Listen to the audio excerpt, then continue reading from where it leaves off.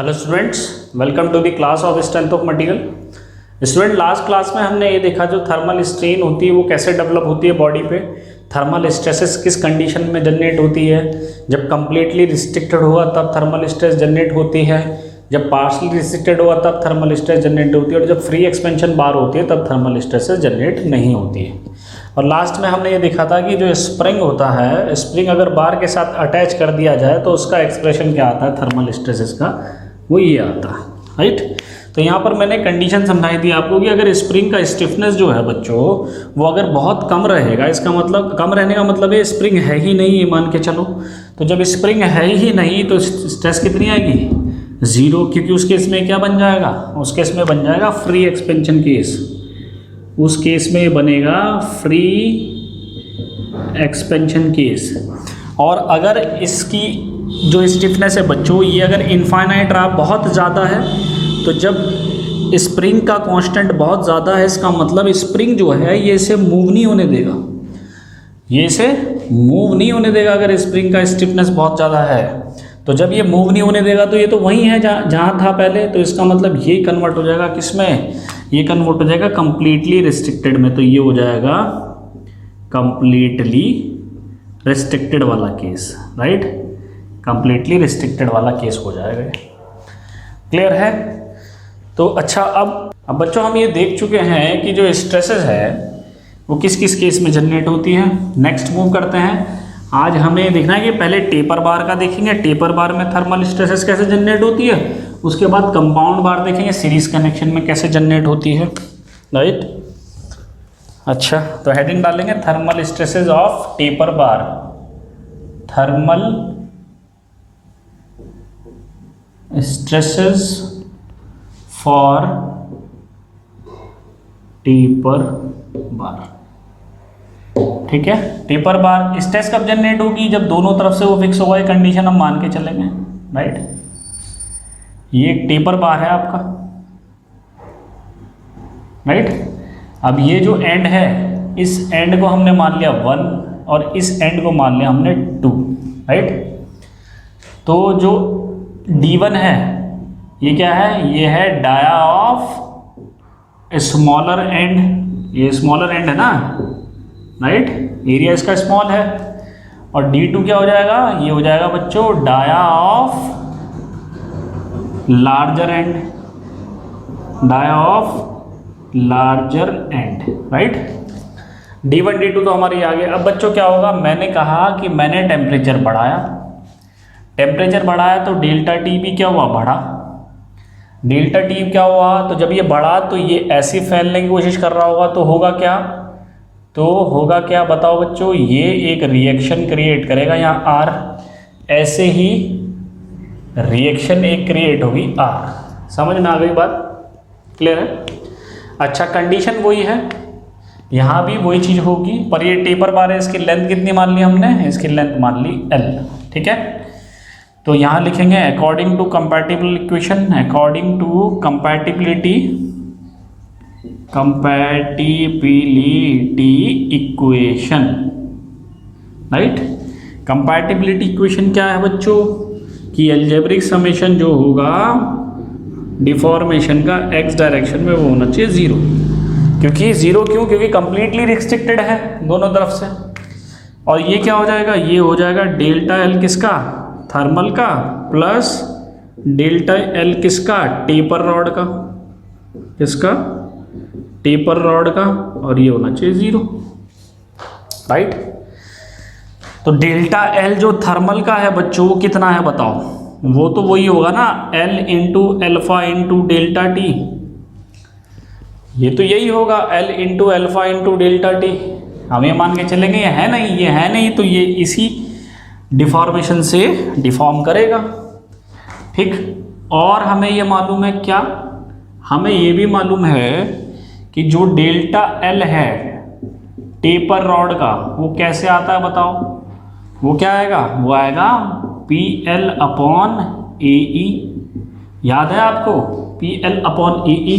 और ये हम कैसे निकालते थे, ये हमने निकाला था 4PL upon pi D1 D2E, force से यही तो क्रिएट होता है।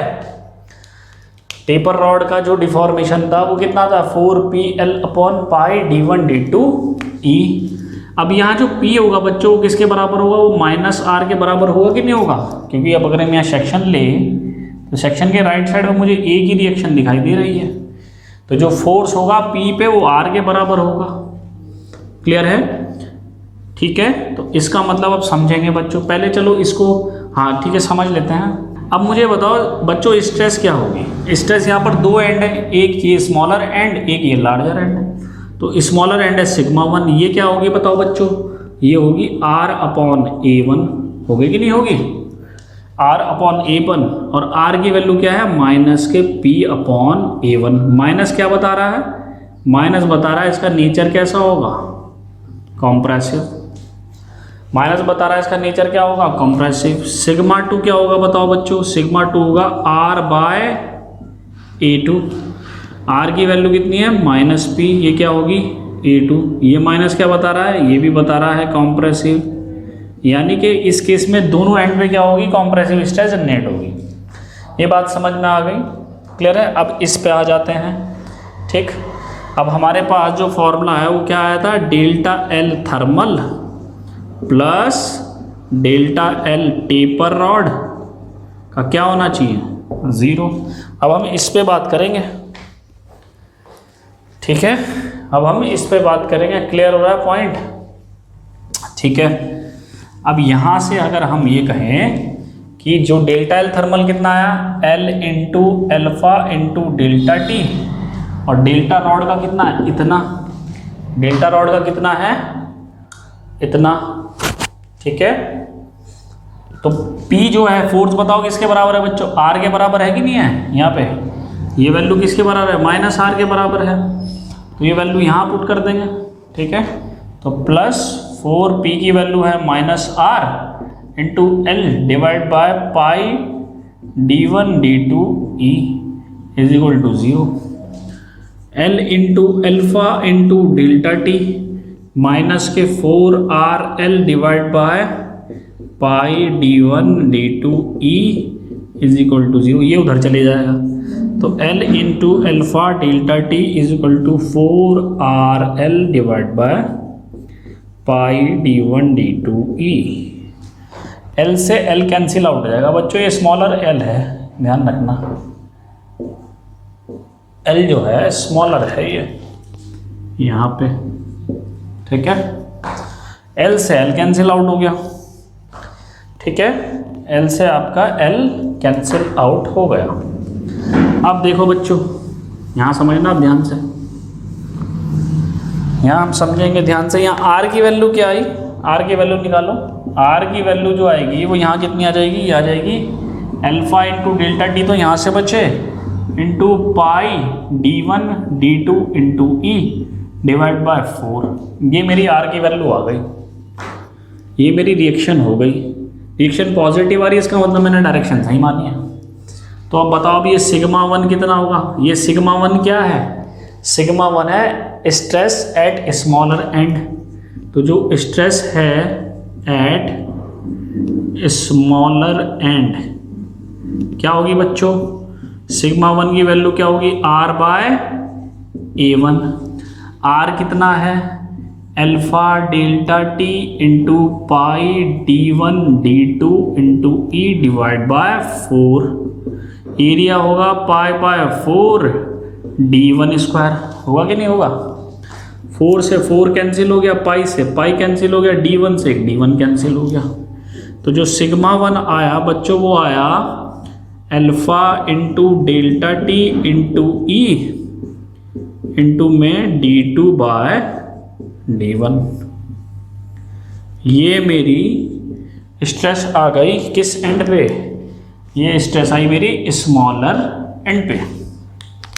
ठीक है, स्मॉलर एंड पे मेरी स्ट्रेस, इसका नेचर क्या होगा बच्चों, कॉम्प्रेसिव टेंसाइल। ये होगी कॉम्प्रेसिव, ये क्या होगी, कॉम्प्रेसिव। σ2 कैसा आएगा, सिग्मा क्या है, r/A2।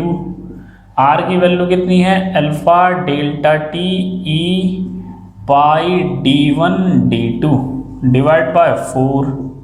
ये वैल्यू आ जाएगी पाई बाय 4 d2 स्क्वायर, 4 से 4, पाई से पाई, d2 से d2 स्क्वायर, d2 से d2 कैंसिल। तो जो सिग्मा 2 होगा वो कितना हो जाएगा बच्चों बताओ?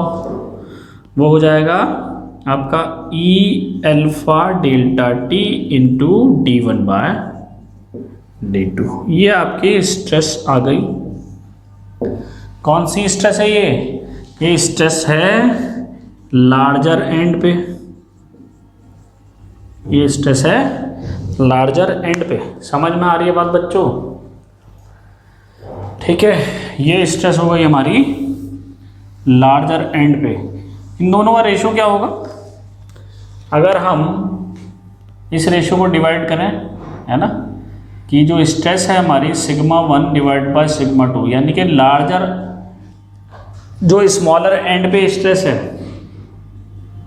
जो स्मॉलर एंड पे स्ट्रेस है डिवाइड बाय, ऐसे लिखो इसको, जो स्ट्रेस है मेरी स्मॉलर एंड पे, स्मॉलर एंड है, ये ध्यान रखना, कभी से स्मॉल बना दो ये ज़्यादा होगी, ठीक है, और ये हमारी लार्जर एंड है। ये क्या हो जाएगी? स्मॉलर एंड की क्या आई थी स्ट्रेस बताओ? स्मॉलर एंड की स्ट्रेस आई थी alpha delta T E into d2 divide by d1, और लार्जर एंड की क्या आई? Alpha delta T E into d1 divide by d2। यही तो आई। तो ये तो कैंसिल आउट हो गया, ये पहुंच गया ऊपर, ये पहुंच गया नीचे। तो जो भी स्ट्रेस होगी स्मॉलर एंड पे और जो स्ट्रेस होगी लार्जर एंड पे, लार्जर एंड है बच्चों ये, वो किसका रेशो होगा? d2 smaller diameter, larger diameter, ये आ रहा है d2 square by d1 square. यानी कि हम ये कह सकते हैं ये जो डाया होगा लार्जर एंड पे और जो डाया होगा स्मॉलर एंड पे, उनका होल स्क्वायर, उनका होल स्क्वायर। ये हमारी स्ट्रेस होगी, थर्मल स्ट्रेस किस केस में? टेपर बार के केस में। इनका नेचर क्या होगा? इन दोनों का नेचर कॉम्प्रेसिव होगा। ये भी क्या होगी? कॉम्प्रेसिव नेचर की होगी। समझ में आ रही है बात बच्चों? ये पॉइंट क्लियर है? ठीक है, यानी कि स्ट्रेस ज़्यादा कहाँ होगी? यहाँ होगी ज़्यादा, स्मॉलर एंड पे स्ट्रेस ज़्यादा होगी। देखो रेशो 1 से ज़्यादा आ रहा है, होने भी चाहिए। एरिया यहाँ कम है, जहाँ एरिया कम है वहाँ स्ट्रेस ज़्यादा रहेगी अगर फोर्स बराबर है तो। ठीक है, तो आई होप आपको टेपर बार क्लियर है। इस वीडियो को दोबारा देखना बार बार, ठीक है, समझ में आ जाएगा, कोई इतना टफ नहीं है, आराम से समझ में आ जाएगा कि टेपर बार पे कैसे हम स्ट्रेस कैलकुलेट करते हैं। ठीक, चलो नेक्स्ट हम मूव करते हैं। नेक्स्ट है हमारा कंपाउंड बार। तो हेडिंग डालेंगे thermal stress for compound bar when both and fix, when it's both ends fixed. Important है बच्चों, ये इंपॉर्टेंट है, लेकिन मैं फटाफट करा दूंगा, देखो आपको। ठीक है, अगर आपने पीछे अच्छे से समझा तो ये बहुत जल्दी हो जाएगा। कंपाउंड बार होता है सीरीज में, ध्यान रखना, कंपाउंड बार होता है सीरीज में, कंपोजिट बार होता है पैरेलल में। तो एक कंपाउंड बार बनाया हमने, ऐसा होता है कंपाउंड बार, ये, और ये हमने यहाँ से फिक्स कर दिया, राइट। इसको मान लिया आपने 1 और इसको मान लिया आपने 2।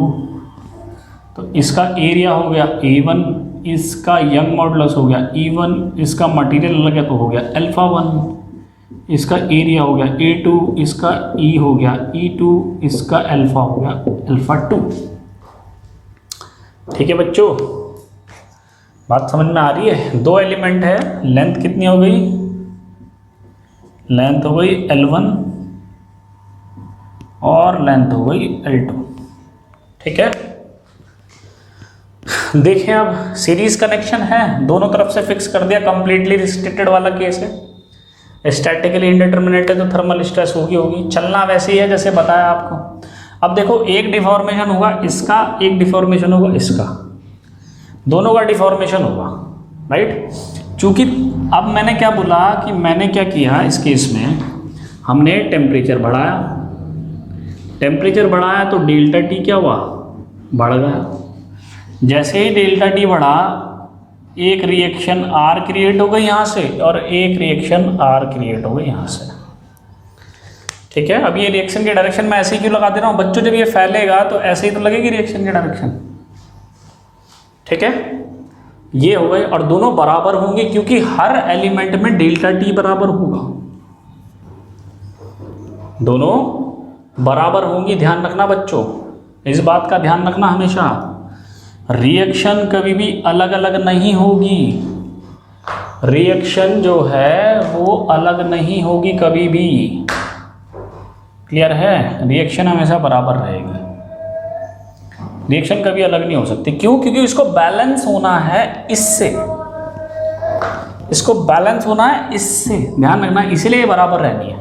अच्छा अब हम वही बात करेंगे। अब हमारे पास दो है, एक तो हो गया ये 1, एक हो गया 2। इसमें थर्मल भी होगा, इसका रॉड भी होगा, इसमें थर्मल होगा, इसका रॉड भी होगा, यानी कि मैकेनिकल वाला भी होगा, थर्मल वाला भी होगा। तो अलग अलग लिखेंगे। तो सबसे पहले हम लिखेंगे फॉर बार 1, फॉर बार 1 क्या होगा बताओ। तो बच्चों बार 1 की बात कर रहे थे हम, राइट। फॉर बार 1 क्या होगा बताओ। बार 1 में जो हम क्या माने, डेल्टा L1 बार 1 के लिए ये किसके बराबर होगा, delta L thermal plus delta L rod, होगा कि नहीं होगा, राइट। डेल्टा L थर्मल क्या होगा बताओ बच्चों इसका, डेल्टा L थर्मल एक्सपेंशन होगा, टेम्परेचर बढ़ रहा है, तो L1 into α1 delta T, delta T तो दोनों के लिए बराबर होगा, ठीक है। प्लस रॉड के लिए कितना होगा, रॉड के लिए होगा हमारा क्या होगा बताओ, PL/AE होता है, तो हम लिखेंगे P किस वाले पे, फोर्स पे 1 पे, यहाँ गया L1 अपॉन A1 E1, ये हो गया हमारा डेल्टा L1, ठीक है। तो डेल्टा L1 जो होगा टोटल वो कितना हो जाएगा बताओ।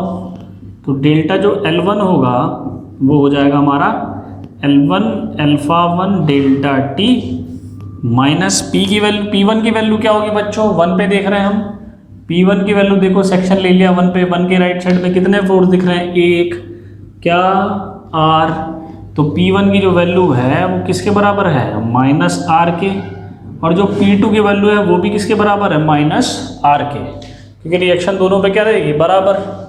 तो L1 α1 डेल्टा T1 ये जाएगा हमारा R L1 upon A1 E1, right. ये हो गया हमारा डेल्टा L1। अब हम देखेंगे फॉर बार 2 के लिए हमारा डेल्टा L2 कितना हो जाएगा बताओ। 2 के लिए हमारा डेल्टा L2 होगा delta L thermal plus delta L rod plus delta L rod. समझ में आ रही है बात बच्चों, बात समझ में आ रही है बच्चों, कितना हो जाएगा डेल्टा L रॉड। ऐसे ही इसको अगर देखें यहाँ पे, ठीक है, तो डेल्टा L जो 2 है थर्मल का कितना होगा, L2 α2 delta T plus P2 L2 divide by A2 E2, यही तो होगा, ठीक है। तो डेल्टा L2 बराबर कितना हो जाएगा, L2 into α2 into delta T minus के R L2 divide by A2 E2, ये आ गया मेरा डेल्टा L2, ठीक है, ये आ गया मेरा डेल्टा L2। तो बच्चों डेल्टा L2 हमने निकाल लिया, डेल्टा L1 हमने निकाल लिया, राइट। डेल्टा L2 ये रहा मेरा, डेल्टा L1 ये रहा, ठीक है। अब क्या होगा, दोनों तरफ से फिक्स है ना ये, तो इसका मैं ये कंप्लीटली रिस्ट्रिक्टेड वाला केस है। तो कंपैटिबिलिटी इक्वेशन क्या कहेगी बच्चों, अकॉर्डिंग टू कंपैटिबिलिटी इक्वेशन क्या कहेगी? ये कहेगी कि दोनों में जो डिफॉर्मेशन है उनका जो सम है वो क्या होना चाहिए? 0 के बराबर होना चाहिए, राइट। तो ये कितना है? ये है delta L1 plus delta L2, ये 0 होना चाहिए। डेल्टा L1 कितना है?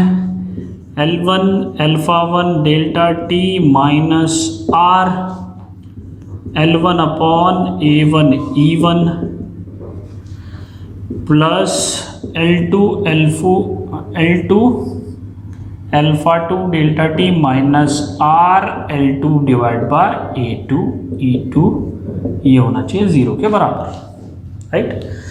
अब इस टर्म को इधर ले जाओ और इस टर्म को इधर ले आओ, तो ये हो जाएगा अल्फा 1, ये हो जाएगा L1 alpha 1 delta T plus L2 alpha 2 delta T बराबर कितना होगा?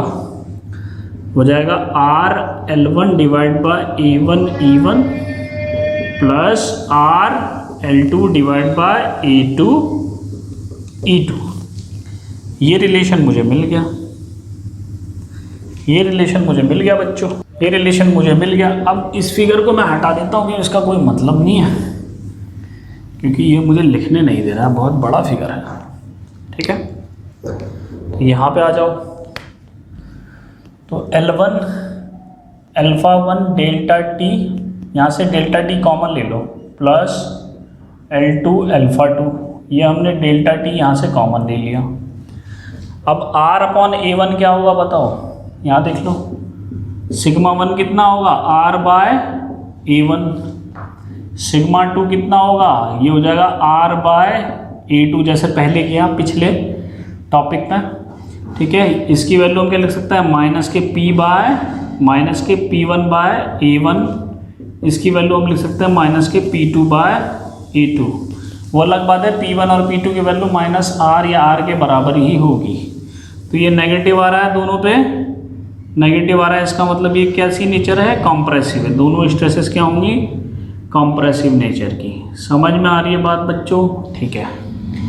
तो यानी कि ये वैल्यू क्या है? R बाई A1, ये है आपकी sigma 1 into L1 upon E1, और ये हो जाएगी सिग्मा 2 L2 बाय E2। ये आपको रिलेशन मिल गया कंपाउंड बार का, ये आपके कंपाउंड बार का रिलेशन आपको मिल जाता है, ठीक है बच्चों।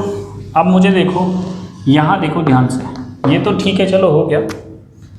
अब इसका पर्पस क्या है? इसमें स्ट्रेस फाइंड आउट करनी होती है, तो एक इक्वेशन तो ये आ गई बच्चों हमारे पास, है ना। एक इक्वेशन हमारे पास ये sigma 1 L1 upon E1 sigma 2 L2 upon E2 वाली, तो ये सब गिवन होता है। तो ये जो इक्वेशन है ये हमें सिग्मा 1 और सिग्मा 2 में रिलेशन देगी। जब हम इसे सॉल्व करेंगे, कब? जब क्या होगा, देखो होता क्या है, ये गिवन होता है। गिवन क्या क्या होता है? L1 गिवन होगी, L2 गिवन होगी, अल्फा 1 गिवन होगा, अल्फा 2 गिवन होगा, E1 गिवन होगा, ठीक है, E2 गिवन होगा, ये सारे गिवन होते हैं हमारे, और डेल्टा T भी गिवन होगा। तो ये जो इक्वेशन है ये आ जाएगी सिग्मा 1 प्लस सिग्मा 2, कुछ वैल्यू आएगी, हमें नहीं मालूम कितनी आएगी।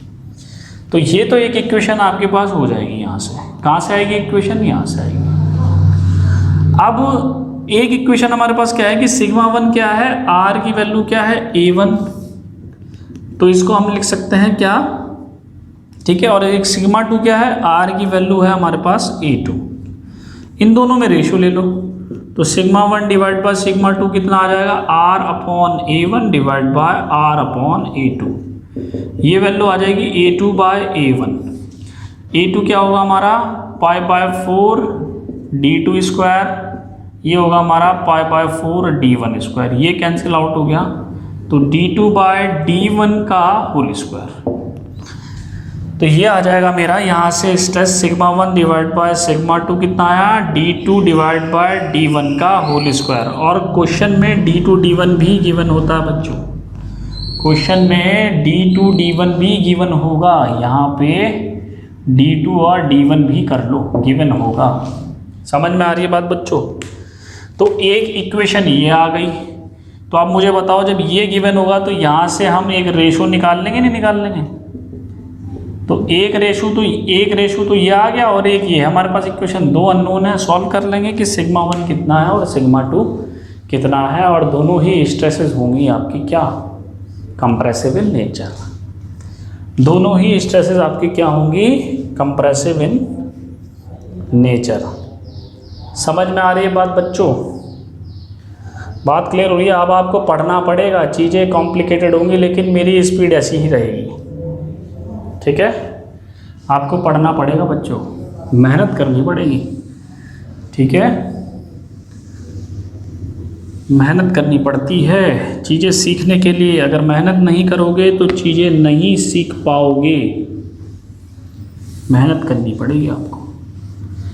तो ये थर्मल स्ट्रेस की सीरीज कंडीशन की तो कहानी खत्म हो जाती है बच्चों यहाँ पे। अब हमें शुरू करना है पैरेलल कनेक्शन। हमें क्या शुरू करना है, पैरेलल कनेक्शन, ठीक है? तो हेडिंग डालेंगे यहाँ पे थर्मल स्ट्रेस फॉर कंपोजिट्स बार और कंपोजिट बार। देखो इंपॉर्टेंट है, पहले पैरेलल कनेक्शन समझते हैं हम। दो स्टेप्स लेके समझाता हूं पहले। जहां फ्री एक्सपेंशन में हमारे पास कोई स्ट्रेस क्रिएट नहीं होती, पर यहां ऐसा नहीं होता,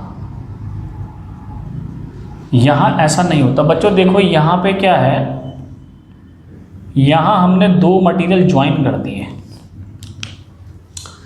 सपोज ऊपर वाला मटेरियल है हमारे पास कॉपर और नीचे वाला मटेरियल है एल्यूमिनियम, ठीक? इसके क्रॉस सेक्शन को ऐसे बना दो ताकि अच्छा लगे, समझ में आए, ठीक? अब ये दोनों जो है वो यहाँ से हमने ज्वाइन करे हैं, ये इंटरफेस कहलाता है, ठीक है? यहाँ से हमने ज्वाइन कर दिए। अब ज्वाइन कर दिए तो क्या हुआ, यहाँ से तो फिक्स है और दोनों की लेंथ क्या है, दोनों की लेंथ है सेम, दोनों की लेंथ क्या है, सेम, ठीक है बच्चों? तो जब हम इसमें टेम्परेचर बढ़ाएंगे तो डेल्टा टी बढ़ेगा, तो क्या होगा, क्योंकि जो दोनों ये जुड़े हुए हैं इसीलिए जब एक्सपेंशन होगा, मैं सिर्फ एक्स डायरेक्शन को देख रहा हूँ, वाई डायरेक्शन के एक्सपेंशन को नहीं देख रहा हूँ। तो जो एक्सपेंशन होगा वो कुल मिला के ऐसा आ जाएगा, ठीक है? कॉपर इतना एक्सपेंड हुआ, एल्युमिनियम इतना एक्सपेंड हुआ। समझ में आ रही है बात बच्चों? ठीक है, तो ये जो है डेल्टा एल थर्मल दोनों का बराबर हुआ, डेल्टा एल जो थर्मल है वो दोनों का बराबर हुआ। लेकिन इसमें हुआ क्या, देखो एक्चुअल क्या हुआ पहले उसको समझना है। एक्चुअल क्या हुआ, देखो क्या है, यहाँ मटेरियल सेम तो है नहीं, यहाँ मटेरियल सेम तो है नहीं।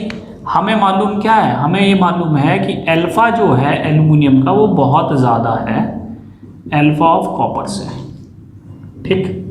पहली बात। अब डेल्टा टी जो है वो दोनों के लिए समान रहेगा, जो टेम्परेचर डिफरेंस इसको मिल रहा होगा वही टेम्परेचर डिफरेंस इसको मिल रहा होगा। समझ में आ रही है बात बच्चों? तो जो स्ट्रेन थी मेरी यहाँ पर कौन सा केस हो गया, जो स्ट्रेन थी वो थी मेरी अल्फा इंटू डेल्टा टी, तो डेल्टा टी तो हो गया सेम, तो इसका मतलब जो डिफॉर्मेशन है उसका ज़्यादा होगा जिसका अल्फा ज़्यादा होगा, ठीक? तो अल्फा किसका ज़्यादा है, एल्युमिनियम का। तो प्रैक्टिकली क्या होगा कि प्रैक्टिकली देखो ऐसा होगा कि ये यहाँ तक तो इनिशियल थे, इनिशियल तो यहाँ तक थे इस तरह से, ठीक? ये मेरा कॉपर था, ये मेरा एल्युमिनियम था। प्रैक्टिकली क्या होगा बच्चों कि जो एल्युमिनियम है ये ज़्यादा बढ़ जाएगा, ठीक है, और कॉपर कम बढ़ेगा। एक्सपेंड दोनों होंगे, ये ज़्यादा बढ़ जाएगा और कॉपर जो है वो कम बढ़ेगा, ठीक है? कॉपर में कितना एक्सपेंशन हुआ, इतना हो गया, ठीक? एल्युमिनियम में इतना होगा क्योंकि इसका अल्फा ज़्यादा है एल्युमिनियम का। लेकिन ये तो दोनों एक साथ जुड़े हुए थे। अब क्या होगा, चूंकि ये दोनों एक साथ जुड़े हुए हैं, ये ज़्यादा फैलने की कोशिश करेगा, ये कम फैलने की कोशिश करेगा अल्फा की वजह से।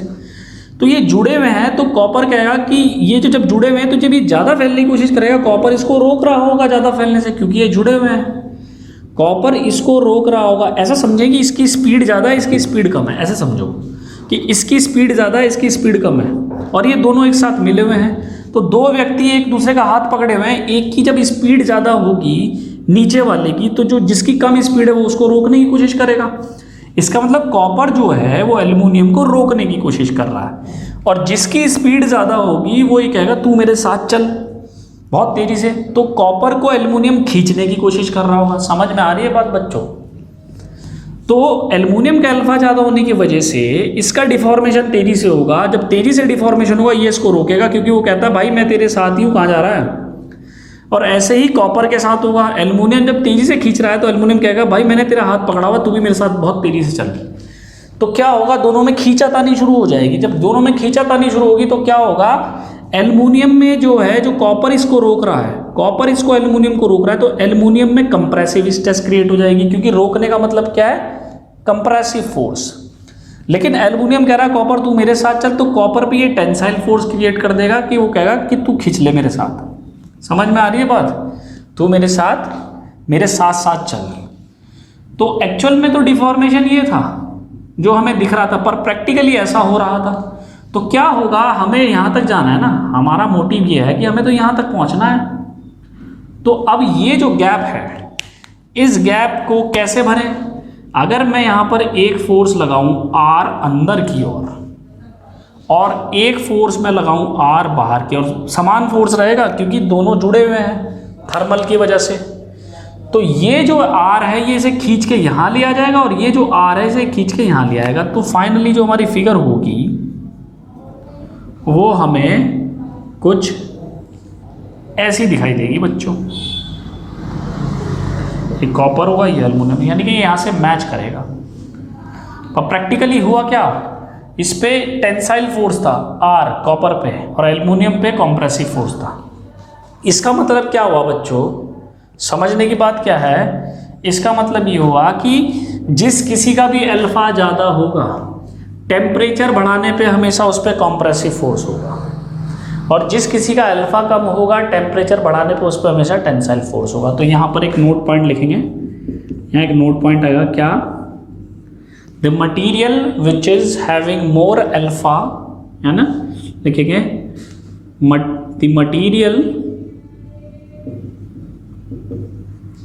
the material is having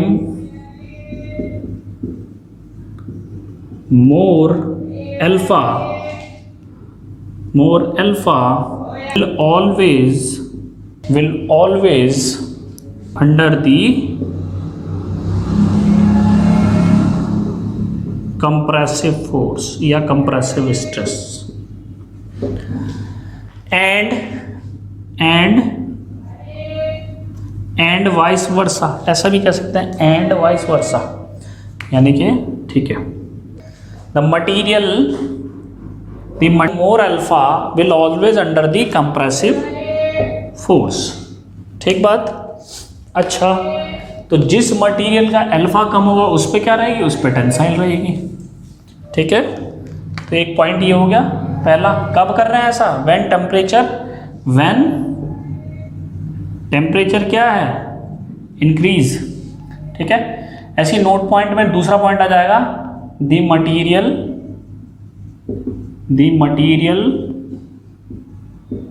which is having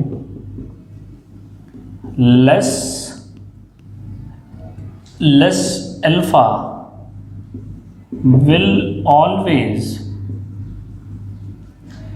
always under the tensile stress. किसमें, कंपोजिट बार की बात कर रहे हैं, किसकी, कंपोजिट बार। व्हेन, यहां लिखें व्हेन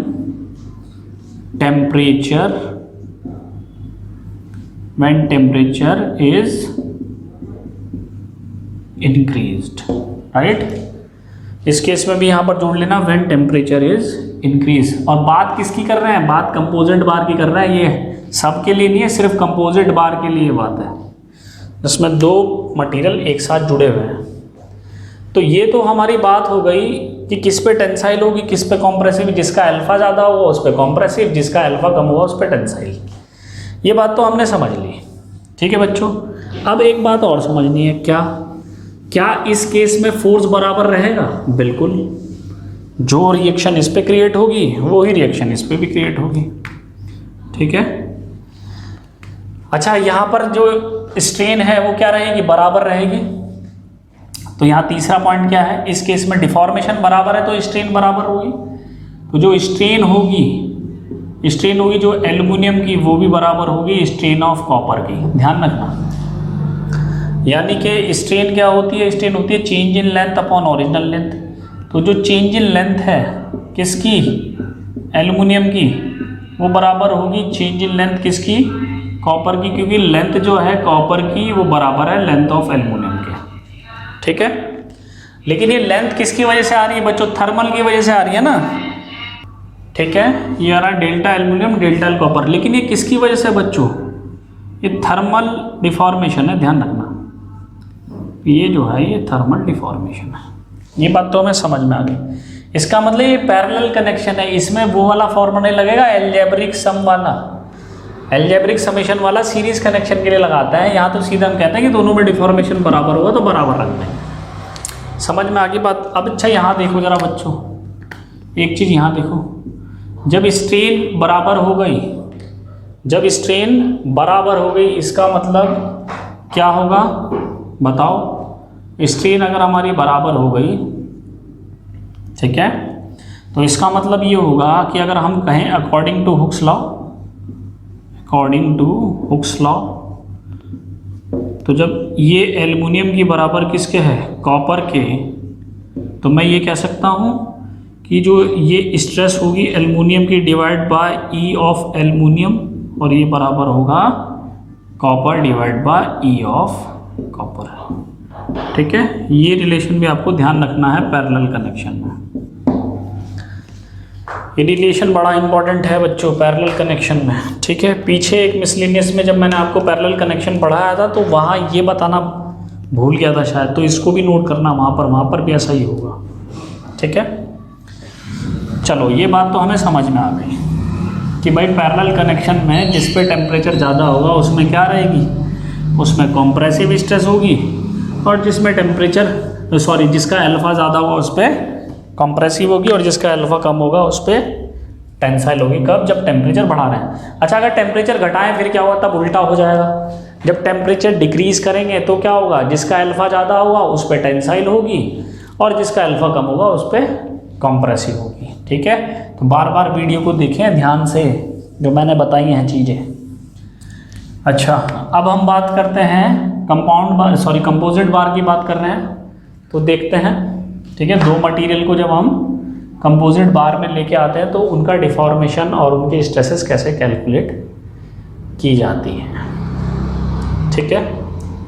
देखो, हेडिंग डालेंगे थर्मल स्ट्रेस फॉर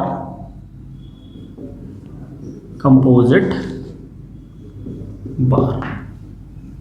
इंपॉर्टेंट है ये, वेरी वेरी वेरी इंपॉर्टेंट। देखो बच्चों, थोड़ा सा समझना इंपॉर्टेंट है,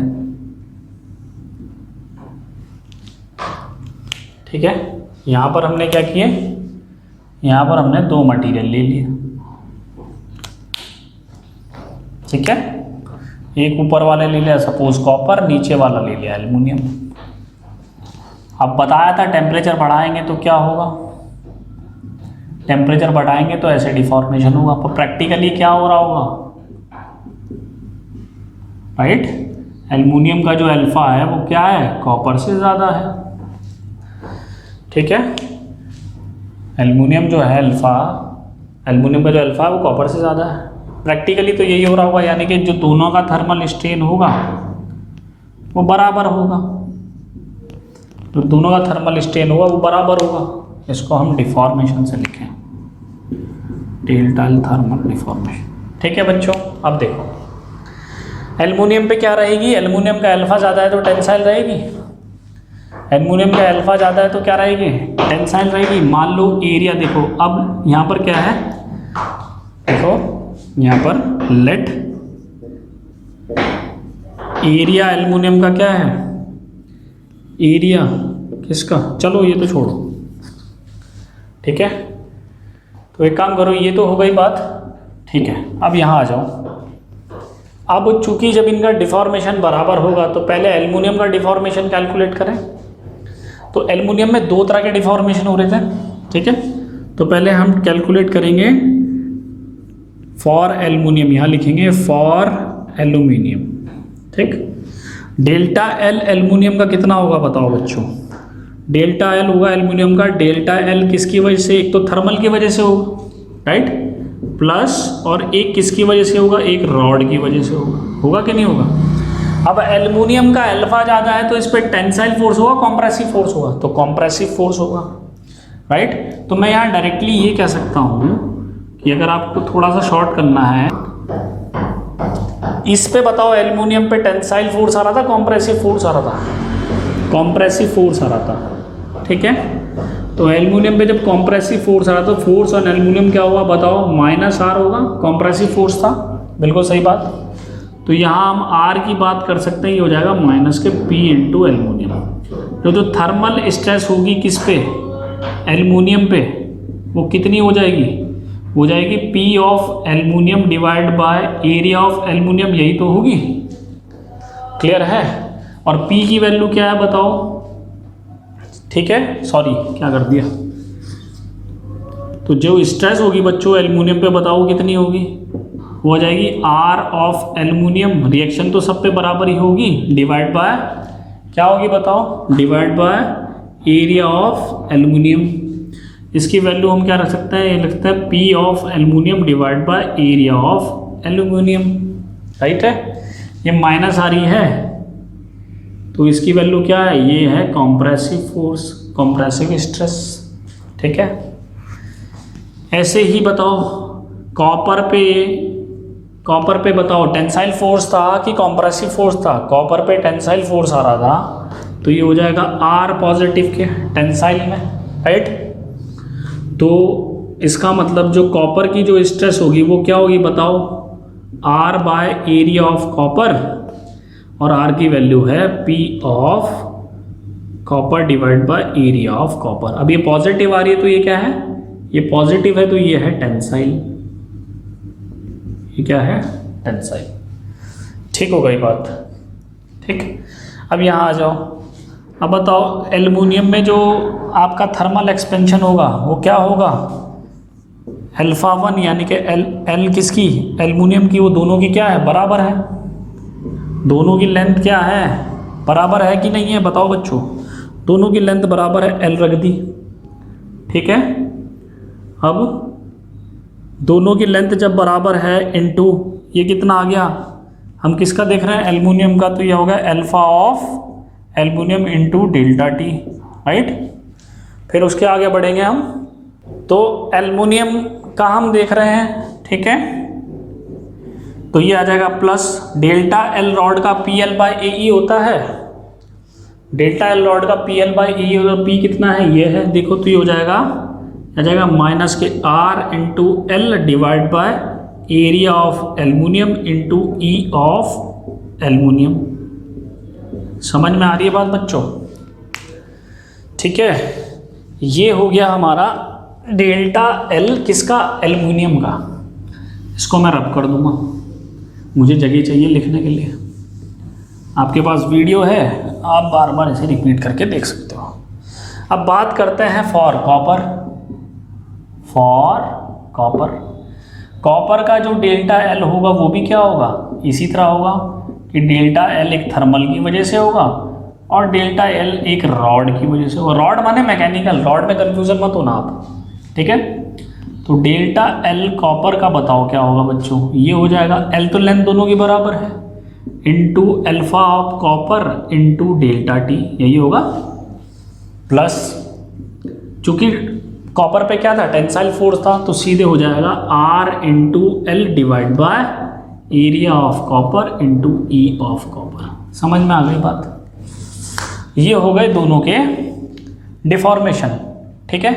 तो पैरेलल कनेक्शन क्या बताता है बच्चों, पैरेलल कनेक्शन क्या बताता है? तो पैरेलल कनेक्शन में हम क्या करते हैं, फॉर पैरेलल कनेक्शन,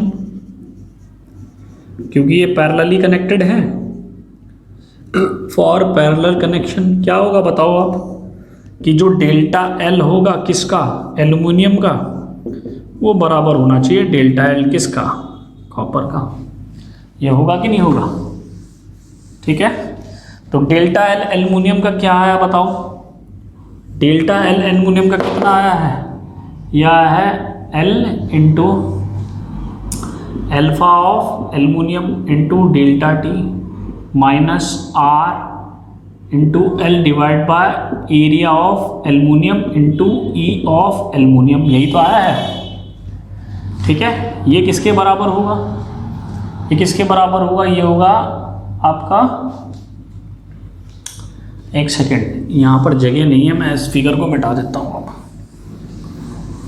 ठीक है, देखो यहाँ क्या है, यहाँ आएगा for parallel connection, for parallel connection क्या होगा कि जो डेल्टा एल होगा किसका, एल्युमिनियम का, वो बराबर होगा डेल्टा एल ऑफ कॉपर।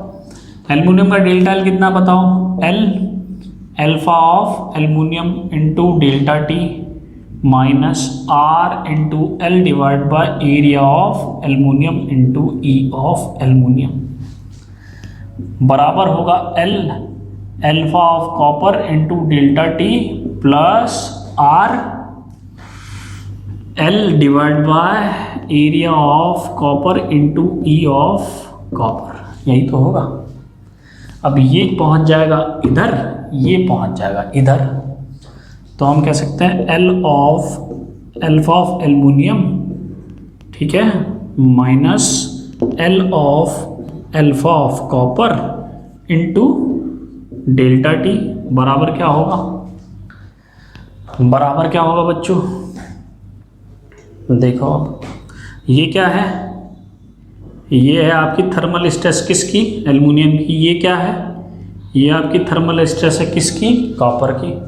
तो इस एक्सप्रेशन को कैसे लिखें कि ये हो गया हमारी stress of copper into L divide bye E of copper, ठीक है, प्लस क्योंकि ये इधर चले जाएगा तो ये आ जाएगी aluminium into L divide bye E of aluminium. यहाँ से लेंथ भी कैंसिल आउट कर सकते हैं बच्चों, बराबर है, तो इसका मतलब ये हो गया कि alpha of aluminium divide by alpha of copper into delta T बराबर क्या होगा, ये हो जाएगा आपका sigma of aluminium divide by area E of aluminium. ये आपको रिलेशन मिल गया, पैरेलल कनेक्शन का ये रिलेशन आपको मिल जाता है। ठीक है, पैरेलल कनेक्शन का ये रिलेशन आपको मिल जाता है। ये रिलेशन आपको ध्यान रखना है जब हमारी लेंथ बराबर, लेंथ हमेशा पैरेलल कनेक्शन में बराबर ही होती है बच्चों, तो don't bother this thing, right. Parallel connection में जनरली हम लेंथ बराबर रहते हैं, लेकिन अलग लिए तो कोई बात नहीं, आप L1 L2 लेके चल जाओ। ठीक है बात बच्चों। अब देखो यहाँ से ये जो एक्सप्रेशन हमने बनाया है, इस एक्सप्रेशन को यूज़ कैसे करना है। ठीक है, देखो हमारे पास एक्सप्रेशन क्या आया, पैरेलल कनेक्शन में हमारे पास एक्सप्रेशन आया कि हमारी जो स्ट्रेस थी कॉपर की डिवाइड बाय क्या था, ई ऑफ कॉपर, ये कितनी थी बताओ, ये थी हमारी aluminium divide by E of aluminium, right. Clear है, ये किसके बराबर आया, alpha of aluminium minus alpha of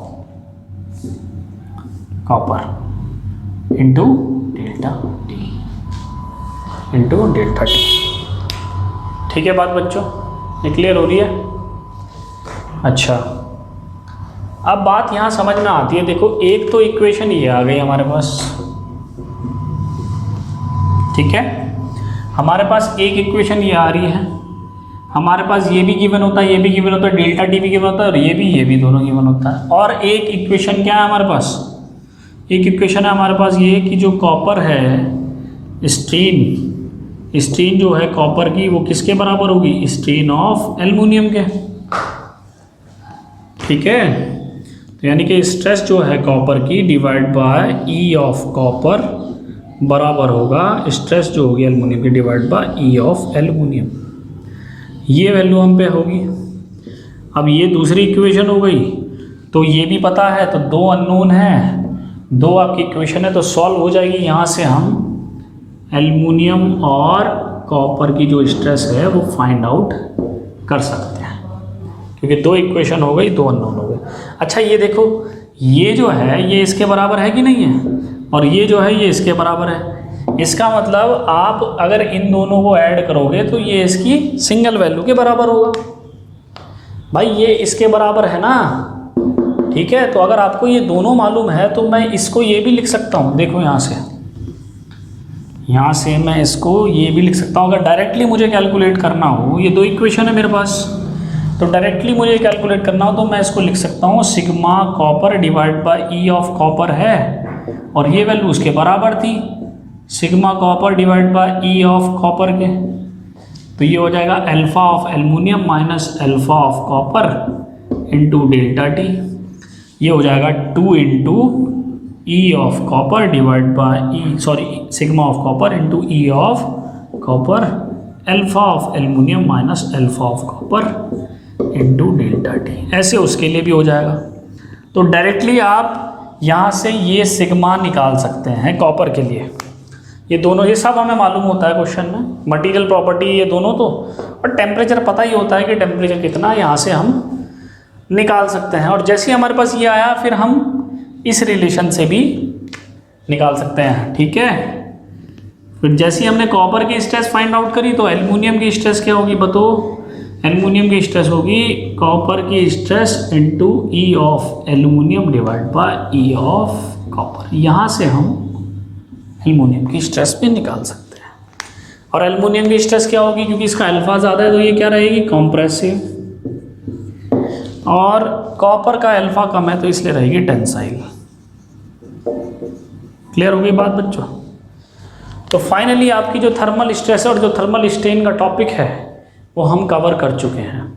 इससे ज़्यादा थर्मल स्ट्रेस थर्मल स्ट्रेन में नहीं आएगा, मैं गारंटी देता हूँ आपको।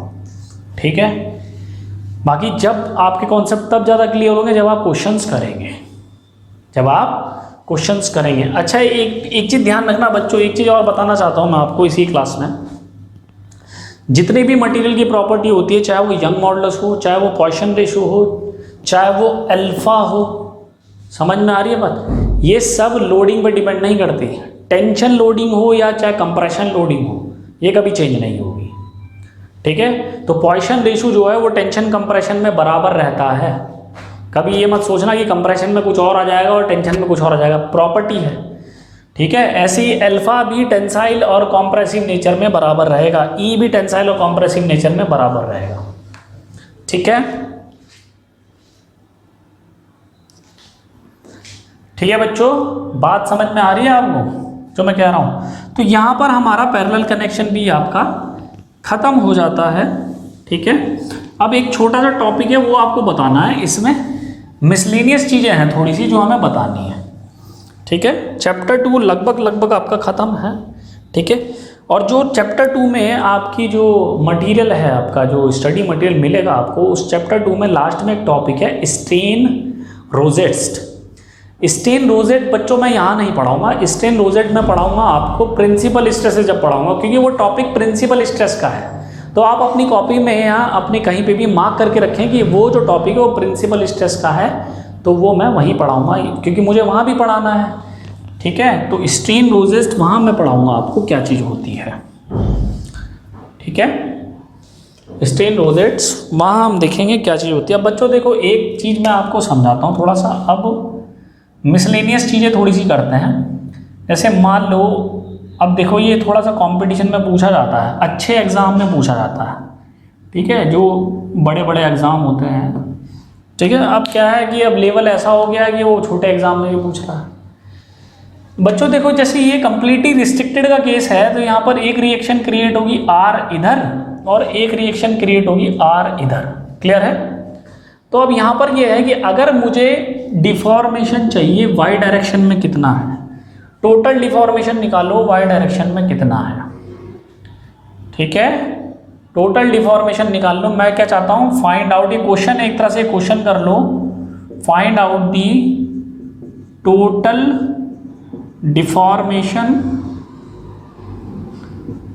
Deformation in Y direction. बहुत बहुत ज़्यादा इंपॉर्टेंट है। अगर इसकी लेंथ एल है, ठीक है, और ये हमारा अल्फा है, क्योंकि वाई डायरेक्शन में तो फिक्स नहीं है, तो वाई डायरेक्शन में तो डिफॉर्मेशन होगा, एक्स डायरेक्शन में नहीं होगा क्योंकि एक्स डायरेक्शन तो फिक्स है। वाई डायरेक्शन में डिफॉर्मेशन कितना होगा, देखो बच्चों, जब हम टेम्परेचर को हम बढ़ाएंगे तो डेल्टा टी बढ़ेगा, बिल्कुल बढ़ेगा। तो जब डेल्टा टी बढ़ेगा तो जो डिफॉर्मेशन एक्स डायरेक्शन में आ रहा था वही डायरेक्शन वाई डायरेक्शन में भी आएगा, थर्मल की वजह से। किसकी वजह से? थर्मल की वजह से। समझ में आ रही है बात?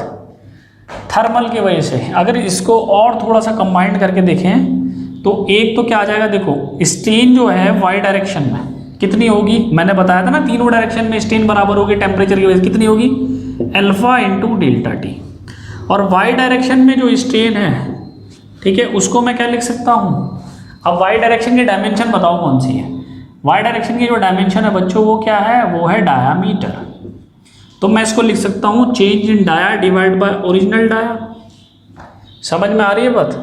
तो जो चेंज इन डाया है यही तो डिफॉर्मेशन है मेरा, किस डायरेक्शन में, वाई डायरेक्शन में, या आया alpha into delta D into D. एक तो चीज़ ये आ गई, ये किसकी वजह से आया, ये थर्मल की वजह से आया, ठीक, क्योंकि ये थर्मल स्ट्रेन है। पर क्या सिर्फ इतना ही होगा? अब देखो ये कॉम्प्रेसिव फोर्स भी तो लग रहा है, कॉम्प्रेसिव फोर्स भी तो लग रहा है। जब ये डिफॉर्मेशन हुआ, देखो स्टार्टिंग में क्या हुआ होगा, स्टार्टिंग में मान लो इसका साइज ये था, ठीक है, ये यहाँ से फिक्स था, तो फिर क्या हुआ, फिर ये बढ़ के ऐसा हुआ होगा ना, समझ लियो बात को, नीचे भी और ऊपर भी। लेकिन जब ये बढ़ के, और जब मैंने इसमें कॉम्प्रेसिव फोर्स लगाया तो ये जब ऐसे अंदर की तरफ आएगा तो ये और उठेगा, पहले तो उठा था ही, इस फोर्स की वजह से और उठेगा। समझ में आ रही है? ऊपर की तरफ से, यानी कि इस डायरेक्शन में जो मेरी स्ट्रेन है कॉम्प्रेसिव नेचर की, उसकी वजह से एक लेटरल स्ट्रेन आएगी, फोर्स लगा हुआ है ना, फोर्स की वजह से एक लेटरल स्ट्रेन आएगी वाई डायरेक्शन में। चूंकि ये फोर्स कौन सा है, कॉम्प्रेसिव फोर्स है, तो इसकी वजह से एक लेटरल स्ट्रेन आएगी वाई डायरेक्शन में। समझ में आ रही है बात? ये तो थर्मल डिफॉर्मेशन हुआ। टोटल डिफॉर्मेशन क्या होगा वाई डायरेक्शन में? टोटल डिफॉर्मेशन वाई डायरेक्शन में देखो क्या होगा, अगर हम टोटल डिफॉर्मेशन देखें वाई डायरेक्शन में, कि जो डेल्टा डी है हमारा टोटल डिफॉर्मेशन हमें देखना है, वो होगा एक किसकी वजह से, थर्मल की वजह से, एक होगा रॉड की वजह से, बताया था मैंने, ठीक है, एक होगा रॉड की वजह से। अब देखते हैं वाई डायरेक्शन में कितना डिफॉर्मेशन होगा इस लोड की वजह से। अब देखो जो ये हमारी कौन सी है, ये हमारी एक्स डायरेक्शन है, ये हमारी वाई डायरेक्शन है, तो इसका मतलब जो म्यू होगा वो क्या होगा, वो माइनस के क्या होगा, epsilon Y divide by epsilon X, lateral upon linear. Lateral linear क्या होता है, रिस्पेक्टेबल। अगर मैं एक्स को, जहाँ मेरा फोर्स होता है वो मेरी लीनियर होती है, यानी कि लॉन्गिट्यूडनल होती है, और ये हमेशा ऊपर लेटरल होती है। समझ में आ रही बात? फोर्स के करस्पॉन्डिंग होती है बच्चों ये रेशो। तो लेटरल जो है वो फोर्स के करस्पॉन्डिंग है। लेटरल, अभी मेरा फोर्स अगर एक्स डायरेक्शन में है तो मेरी लेटरल डायरेक्शन वाई है, अगर फोर्स मेरा वाई डायरेक्शन में होता तो मेरी लेटरल डायरेक्शन एक्स होती, ठीक है। तो ये हो गया एप्सिलॉन वाई बराबर कितना हुआ, ये आ गया माइनस के म्यू इंटू एप्सिलॉन एक्स। अब ये जो एप्सिलॉन एक्स है ये बताओ थर्मल की वजह से आ रहा है, ये तो बच्चों रॉड की वजह से आ रहा है, ये तो रॉड की वजह से आ रहा है। बात समझ में आ रही है बच्चों आपको? ठीक है, ये किसकी वजह से आ रहा है, रॉड की वजह से। अब मेरी बात को ध्यान से समझना, ये जो आर कॉम्प्रेसिव फोर्स लगाएगा, कितना लगाएगा, यहीं तक तो लगाएगा। ये जो बढ़ा था एक्स डायरेक्शन में डिफॉर्मेशन, ये दोबारा से उसे जीरो कर देगा क्योंकि ये तो फिक्स है। इसका मतलब ये जो स्ट्रेन आई डेल्टा एल मेरी, यानी कि डेल्टा एल बाय एल, ये जो स्ट्रेन आई ये किसके बराबर होगी, ये थर्मल स्ट्रेन के बराबर ही तो होगी एक्स डायरेक्शन की। ये बात समझने वाली है। जो थर्मल डिफॉर्मेशन मेरा हुआ था वो इसने आके जीरो कर दिया, यानी कि थर्मल स्ट्रेन बराबर होगी। यानी बच्चों ये भी किसके बराबर है, ये भी अल्फा टी के बराबर है। बात समझ में आ रही है, ये भी अल्फा टी के बराबर है। तो एप्सिलॉन वाई कितना हुआ, समझ में आ रही है बात। यहाँ एप्सिलॉन एक्स क्यू ले लिया मैंने, एप्सिलॉन एक्स क्यू ले लिया अल्फा डेल्टा टी, क्योंकि जितना डिफॉर्मेशन ये है उतना ही ये जीरो करेगा, बराबर होंगे दोनों। ये value delta L by L भी होगी, ध्यान रखना, ठीक है। अच्छा, इसको हम लिख सकते हैं आप डेल्टा डी बाय टी, तो ये आ गया माइनस के mu alpha into delta T. समझ में आ रही है बात। अब एक गलती यहां पर क्या होगी, देखो अब ये जो एप्सिलॉन एक्स है ये नेगेटिव होगी पॉजिटिव होगी, बताओ बच्चों। क्योंकि फोर्स कौन सा है, फोर्स तो नेगेटिव फोर्स था। तो जब फोर्स नेगेटिव था, ये जो एप्सिलॉन एक्स था इसका एक नेगेटिव साइन और आएगा, क्योंकि ये तो नेगेटिव स्ट्रेन है, एक्स की नेगेटिव डायरेक्शन में लग रही है, तो नेगेटिव नेगेटिव हो जाएगा पॉजिटिव। बात समझ में आ रही है बच्चों, बात नेगेटिव नेगेटिव क्या हो जाएगा, पॉजिटिव। तो ये जो डेल्टा डी आया है, राइट, ये जो आपका डेल्टा डी आया है, ये कौन सा डेल्टा डी है, ये रॉड की वजह से आया ना। तो जो डेल्टा डी आया किसकी वजह से, रॉड की वजह से, कितना आया, यह आया mu alpha delta T into D. तो जो टोटल डिफॉर्मेशन था वाई डायरेक्शन में कितना आया, जो हमसे पूछा था, वो आया alpha into delta T into D plus mu into alpha into delta D into T. ये कॉमन ले लिया हमने, आ गया 1 plus mu alpha delta T into D. ये हमारा आंसर हो गया, ये हमारा आंसर हो गया, यही हमसे पूछा था। समझ में आ रही है बात बच्चों, ये बात समझ में आ रही है, बहुत इजी है, करके देखना। नहीं समझ में आया तो अपने दिमाग से करके देखना कि सर ने क्या बताया था। नहीं समझ में आया फिर मुझसे पूछना, ठीक है। तो कितना आएगा हमारा टोटल डिफॉर्मेशन, टोटल डिफॉर्मेशन इस केस में आएगा हमारा 1 plus mu alpha delta T into D, ठीक। एक तो ये बात हो गई। अब इससे बहुत सारे क्वेश्चन सॉल्व होंगे, इसी कॉन्सेप्ट से, इसी कॉन्सेप्ट से बहुत सारे क्वेश्चन सॉल्व होने हैं, ठीक। चलो, वाई डायरेक्शन में भी हमने निकाल लिया डिफॉर्मेशन कितना आता है, ठीक है। अब देखो, अब बच्चों आपको एक चीज़, दो चीज़ें और बतानी है मिसलेनियस में ही, जो इस चैप्टर में थोड़ा सा छूट गए हैं, ठीक है। थर्मल स्ट्रेसेस तो कवर हो गई है बच्चों। मैंने आपको एक बात बताई कि पॉइसन रेशियो टेंशन और कंप्रेशन में क्या रहेगा, समान रहेगा, क्योंकि प्रॉपर्टी, ये बात बताने की ज़रूरत नहीं है।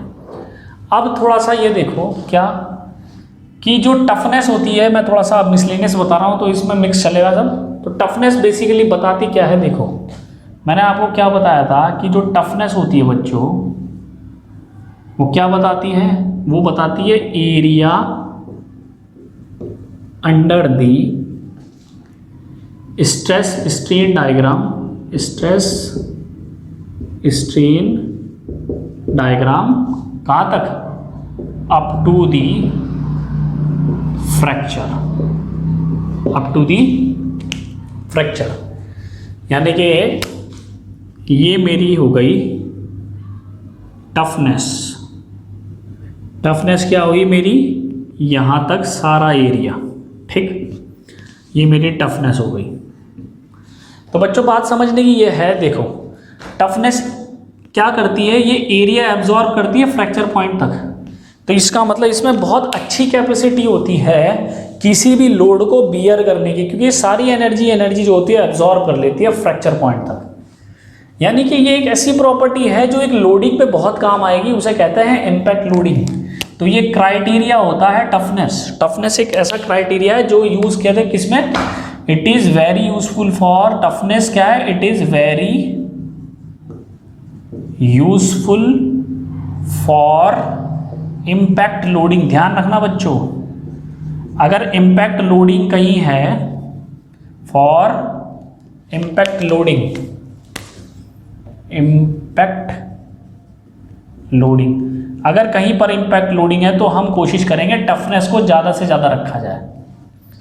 तो toughness is basically the criteria of design in case of impact loading. बात समझ में आ रही है? तो ये बात आपको बतानी थी, कहीं भी इम्पैक्ट लोडिंग हो तो टफनेस को बहुत अच्छा होना है, क्योंकि इसकी प्रॉपर्टी होती है एनर्जी को पूरा पूरा एब्जॉर्ब करने की। इम्पैक्ट लोडिंग में बहुत ज़्यादा एनर्जी क्रिएट होती है बच्चों, और उस एनर्जी को हमें एब्जॉर्ब करना होता है, इसलिए टफनेस इज टोटली बेस्ड और totally related to the impact loading, right. तो इम्पैक्ट लोडिंग के केस में हमें टफनेस का बहुत खासकर ध्यान रखना है। एक बात तो मैंने आपको ये बतानी थी, ठीक है। मिसलेनियस चीज़ें चल रही हैं, आई होप आपको ये समझ में आया हो। इम्पैक्ट लोडिंग क्या होती है? इम्पैक्ट लोडिंग होती है जिसमें इम्पैक्ट होता है, कोई भी चीज़ फेंक के मारी तो उसमें स्ट्रेस बहुत ज़्यादा जनरेट होती है, जिसकी वजह से स्ट्रेन एनर्जी बहुत ज़्यादा जनरेट होती है, तो हमें टफनेस चाहिए ही चाहिए वहाँ पे, ठीक है। धीरे धीरे पढ़ोगे, अभी सब कुछ सीखोगे, एकदम से चीज़ें नहीं आती बच्चों, बहुत समय लगता है, ठीक है। अच्छा, अब आपको फेलियर मोड समझाना है, थोड़े से हेडिंग डालेंगे, failure mode of ductile and brittle material. बहुत इजी है, कुछ नहीं है। पहले मैं डक्टाइल मटेरियल को समझाऊंगा, ठीक है। देखो बच्चों, क्या होता है कि मान लो कि ये एक स्पेसिमेन है हमारा, ठीक है। ये स्पेसिमेन हमने बना दिया इस टाइप का, यहाँ पर मैंने फोर्स लगा दिया P, और ये कौन सा है? ये है डक्टाइल मटेरियल, राइट। तो क्या होगा, यहाँ से ये ब्रेक होना चालू होगा, ठीक है, क्योंकि दोनों तरफ से खींच रहा है, क्योंकि इसमें यील्डिंग होती है डक्टाइल मटेरियल में। याद है आपको, यील्डिंग भी होती है और नेकिंग भी होती है, मैंने आपको बताया था। तो जब यील्डिंग होती है तो बच्चों यहाँ से जो क्रैक है धीरे धीरे स्टार्ट होता है इस टाइप से, ये क्रैक जो है यहाँ से भी होता है, ठीक है, और ये इस टाइप से हुआ, ये यील्डिंग के यहाँ ये एरिया होगा नेकिंग। देखो ये गला बन रहा है ना छोटा सा इसका, तो अगर मैं इसे ढंग से देखूँ, अच्छे से देखूँ, तो क्या होगा, मुझे ऐसा दिखाई देगा, ये कुछ ऐसा दिखेगा, ठीक है, ये कुछ ऐसा दिखाई देगा। अगर 3D में देखें तो ये कुछ ऐसा दिखाई देगा, ठीक है, इस टाइप का। ऐसे ही यहाँ भी होगा, ठीक, ऐसे ही सेम चीज़ यहाँ होगी ये। तो बच्चों ये शेप कैसी ले रहा है?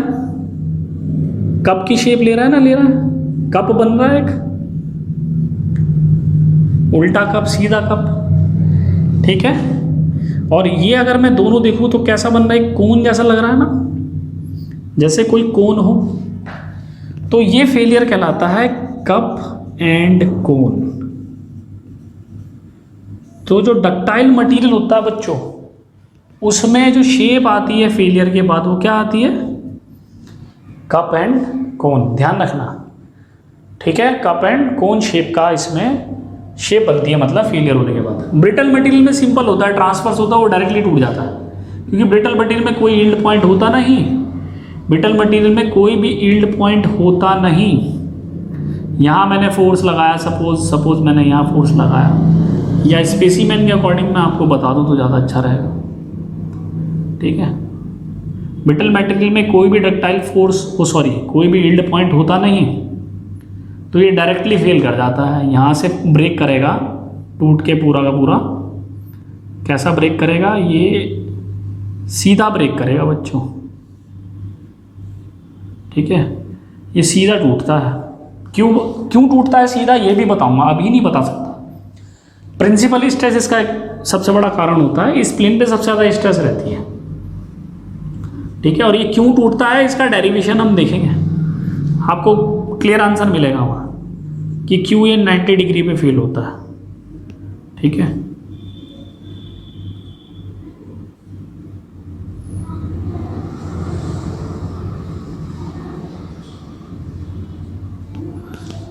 तो ये है, इसे कहते हैं ट्रांसवर्स फ्रैक्चर।